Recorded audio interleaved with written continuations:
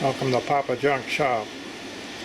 Well, decided I wanted to make a smaller bucket for the mini excavator, so got the original one off. Going to use it as a pattern. I want to make a 8-inch bucket for it. They're quite pricey, like $300 plus a shipping or something, and got all the stuff and like to do that, so I think I can make one. So got some solid stock here to turn down to make the bushings for here. I've got a piece of 1/2 inch here that can be this front plate.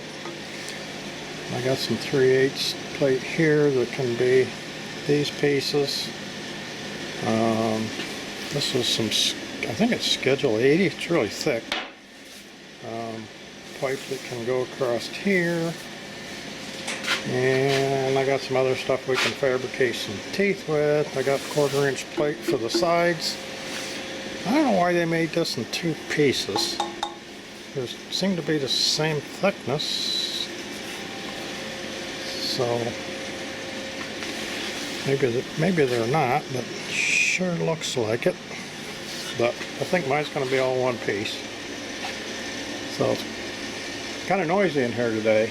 The sun came out, so the solar heat panels are running, the fans are on. 2 days of no sun, so the batteries were down. So the fan and the inverter's running full tilt because the solar's charging full tilt. And I got the waste oil heater running, so we got all kinds of background noise. And Aaron was given a car, and we're checking it over to see if we can make sure it's going to pass inspection.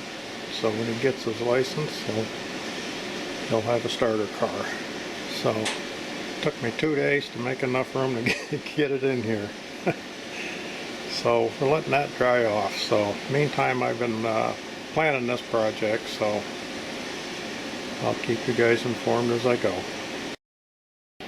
Now, got some pizza box patterns. That's for the side, and this is the piece for the top. And over here in the cut-off saw, I have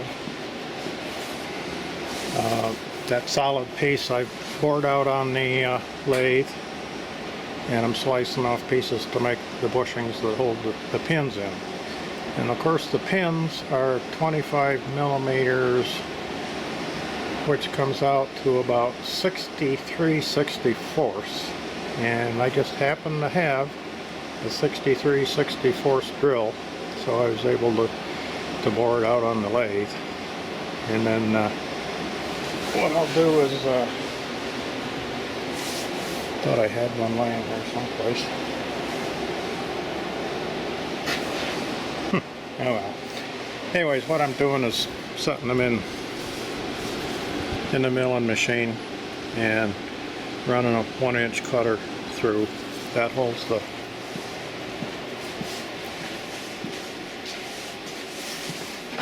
flat side on the pin. Now, like we got here, that's these pieces.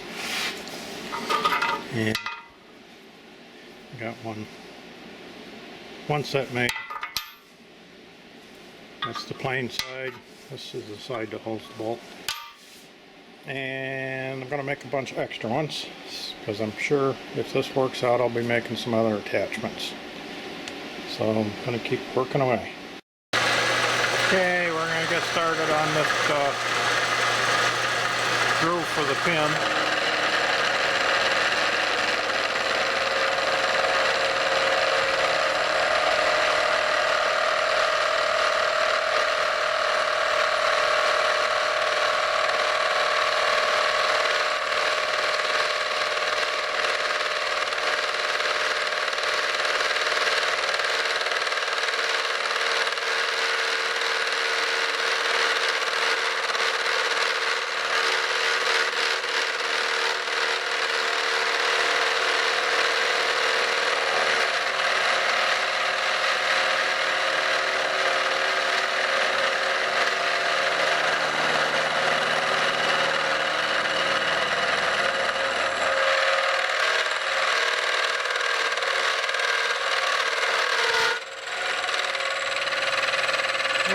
battery's dying. Cutting off the half-inch thick piece that goes on the front edge of the bucket that the teeth bolt onto. Now I decided not to use that piece of heavy wall pipe. I'm going to go with a solid piece for that top piece where the mounting plates weld onto and the side plates. So that way you don't have to worry about it. Now I got some stock in the bandsaw now to make some teeth out of, so I think I'll do that now while everything is disassembled. It'll be easier to figure out. So we're going to shape the teeth on the shaper. I haven't run it in quite some time. Thought that'd be a good project for it. So got to get her dusted off and oiled up and clamped in place, and we'll fire up the shaper. Well, hopefully you can see there's a line right there. We're going to take this part off with the shaper. I got one clamped in there now. I'm going to use this so I got clearance just to line it up. And put the other one over here and do them both at the same time. Okay, you got the shaper all running and been doing some cutting. Turn here.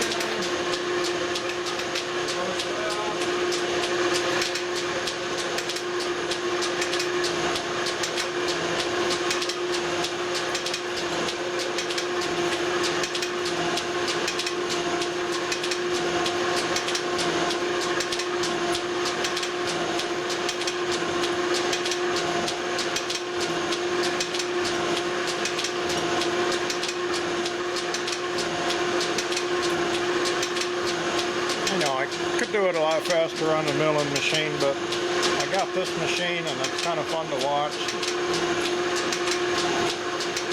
I like to use it once in a while. Probably going to take half an hour or so to get that down to the right height. And I know some of you safety guys are going to say you shouldn't have that handle on there going around like that. Well, I'm aware of it, and when it gets in this gap, I can turn it by hand and speed it up so I don't have to wait as long for it to go across the gap when it's not doing any work. So that's the reason the handle is on there. Normally it's not. Coming in home stretch.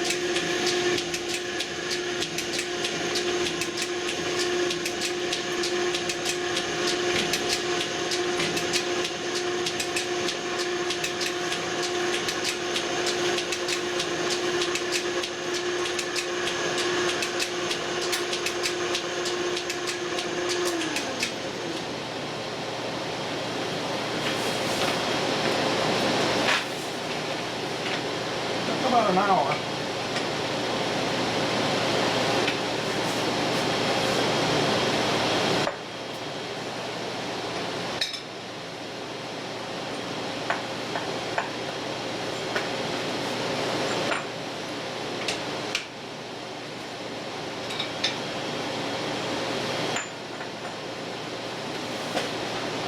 There's what they look like. Now, mill spot down in there, about ½ an inch, where it's going to bolt onto that plate, so this tooth will be level with the bottom of the bucket. And then mill a groove in here for the bolts, so the heads don't stick out. So I could do that groove on here, but I wouldn't do it on the mill. Just wanted to run this because I hadn't run it for quite some time. So it's a little slow, but it does the job. Yeah, it's been a few days. Christmas got in the way of some progress. So, and when I cut the groove in the teeth, I don't know what I was thinking, but I cut them on the wrong side of the tooth. So I had to rethink it. I wasn't going to make them over again. So I just rethought it. So they're just a little bit shorter now. And I decided that, well, because I lost a little bit of it, I'm not going to put the groove in there for the bolts. I'm just going to weld them on.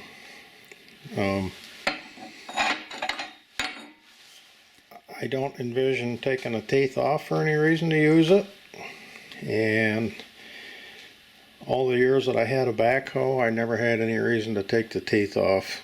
So I don't think it's going to be a big deal. And you know, it's a small bucket, small machine, so, and I think the teeth are plenty heavy duty enough. I don't think we're going to worry about the machine wrecking the teeth. I also had time to make these pieces for the side of the bucket. Let's see. I'll go. Nope, that's the wrong one.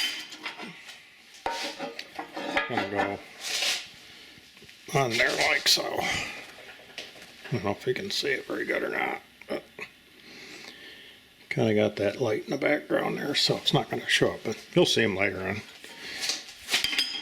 So I think next it's time to make these plates for here, so I'm going to get started on that. I got 4 of the 3/8 plates cut out, and I've drilled a hole, 1/4-inch hole down through all of them, and that's going to be to guide the hole saw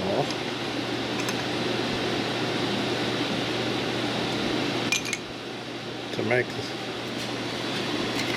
this part.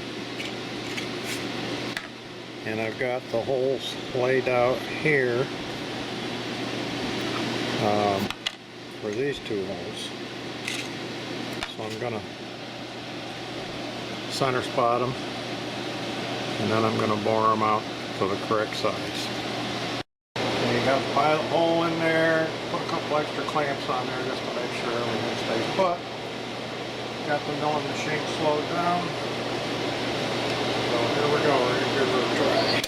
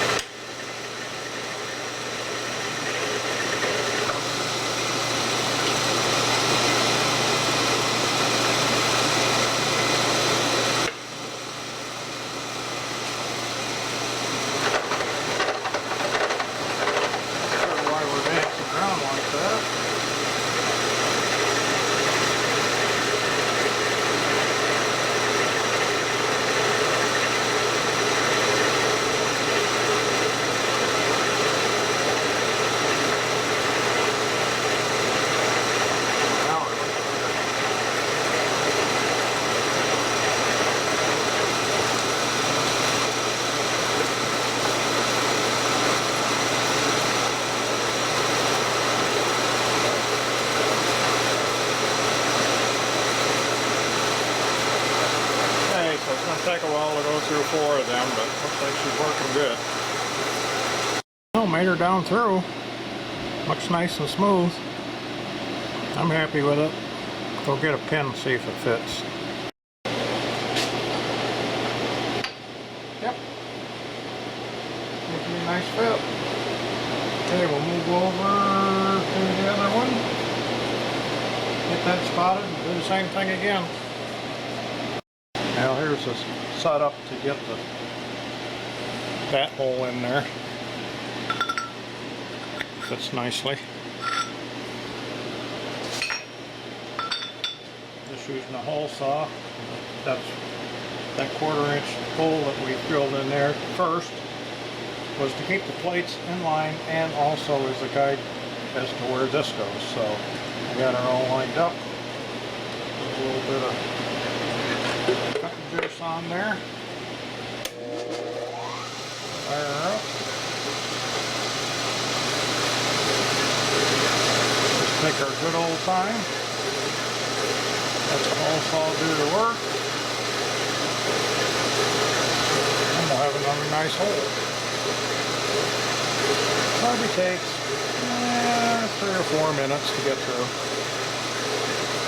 Okay, that was successful. And as an added bonus, you get a couple of special purpose 3/8 inch thick washers with 1/4 inch holes. Of course, who knows where you'll be able to find them when you someday need them. Alright, next we're going to get this pattern traced out on there and get it trimmed up to the right shape.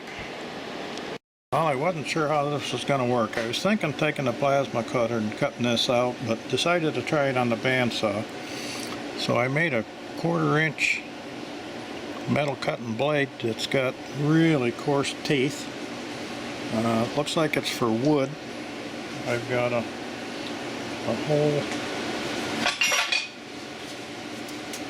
don't know if you can see it or not, but this is it. Premium metal cutting bandsaw blade. It says hook on it, Starrett Tools. So it 4 teeth per inch. I usually use it for cutting wood, but it says it's metal cutting, and this stuff's 3/8 thick, and it seems to be working okay. You know, going real slow, but I'll be able to follow those curves.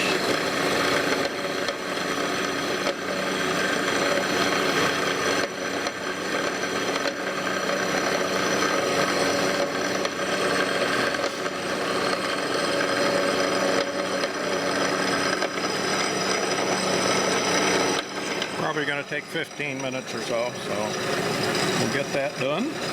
Start on the next one. Well, got this one done. Pretty impressive blade. Look at how thin that is there. It's like sheet metal.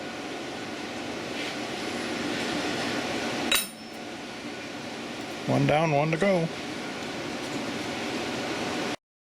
Now I'm trying to make the bottom part of the bucket. Got some 1/8 inch plate, and this is supposed to be a sheet metal roller. Thank goodness it's not made in China, it's a USA one. This is what I've been doing, just a little at a time. I think I'm pretty close. Turn this about 1/4 of a turn each time, and I just been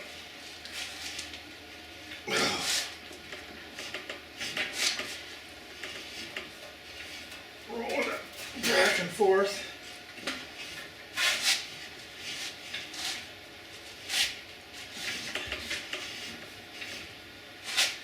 Then I give this a little squeeze. Give this you can't do it with your hand. Give this a 1/4 of a turn. I think I'm almost there. I think I'll be able to spring the rest of it in place when it comes time to weld it in.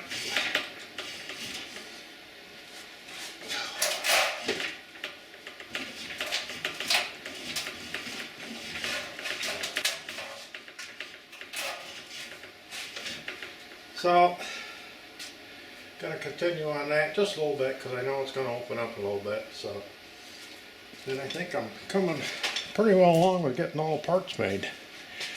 Be assembly time pretty soon. Yeah, I think got all my parts made. And I made a wooden paste to hold the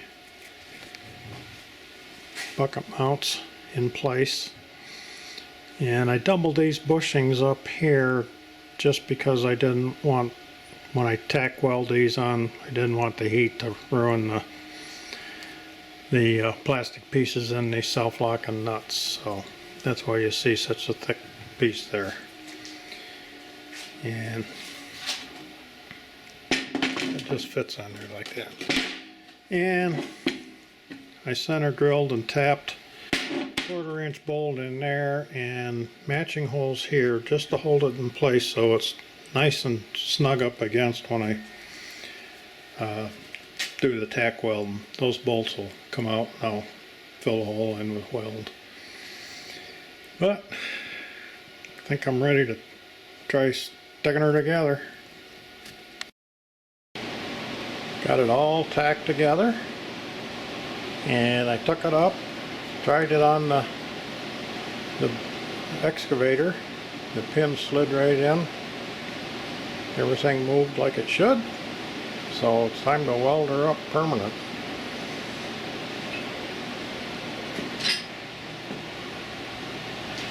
I'm going to leave that wooden block in place where it is there now because I don't want it to catch on fire until I get that till I get these welds done.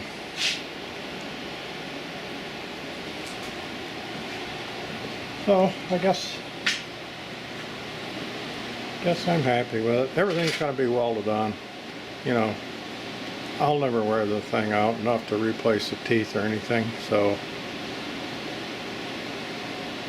we're going to weld everything, so going to get at it. Now there it is, all welded up. It's too hot to handle.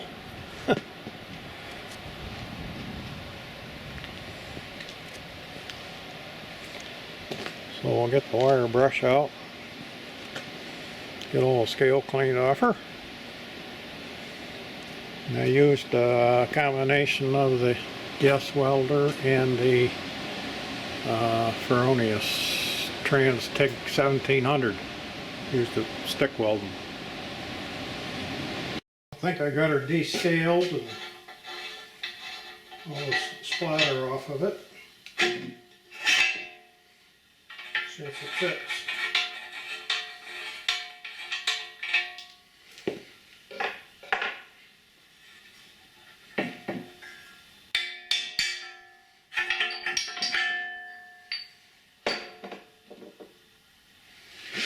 I think I can do it where it's sitting.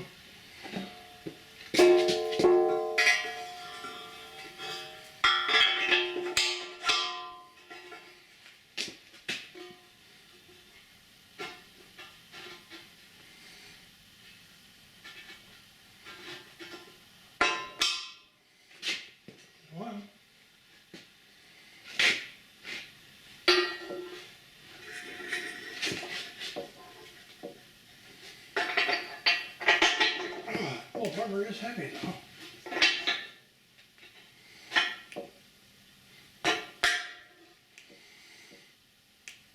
There's two. I'm not going to take the nuts off because I'm just going to be taking it back off so we can paint it. Oop, jeepers. See if she'll go through the motions. It's kind of cold in here, so hopefully this thing will fire up.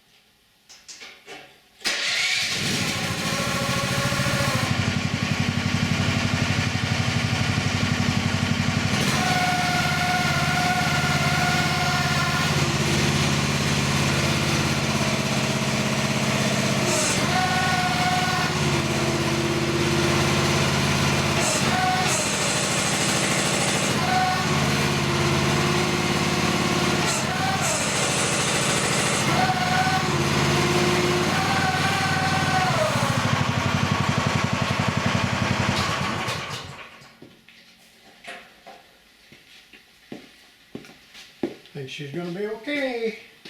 Now, get her back off, take her down, give her one more wipe down, and give her a squirt of paint. Okay, there's the finished product.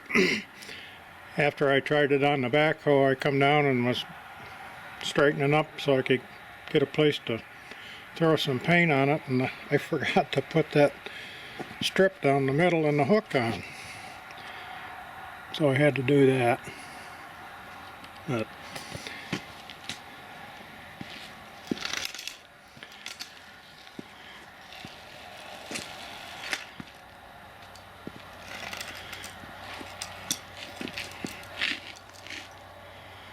that's what she looks like. Everything seemed to turn out alright.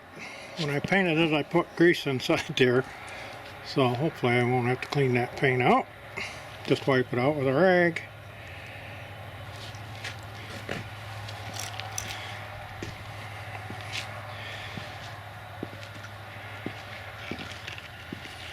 Well, just like always, if you haven't subscribed, please do. Give me a thumbs up if you liked it. Thanks for watching. We'll see you next time.